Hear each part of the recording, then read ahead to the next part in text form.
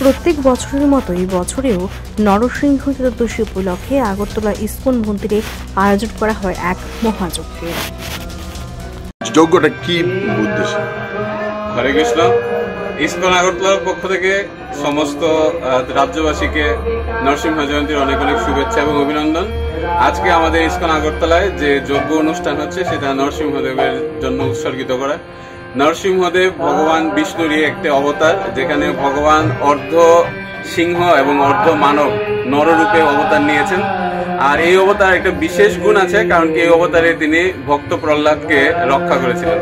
তো আমাদের ইসকনে প্রত্যেক বছরই এই দিনটিতে নরসিংহ জয়ন্তী পালন করা হয়, যার মাধ্যমে আমরা ভক্তবৎসল প্রহ্লাদ মহারাজকে শ্রদ্ধা জানাই এবং তার সঙ্গে সঙ্গে এই প্রহ্লাদ মহারাজকে রক্ষা করার জন্য যে নরসিংহ স্বামী ওনার অবতারের যে আজকের দিনটিকে সেটার প্রতি শ্রদ্ধা জানাই।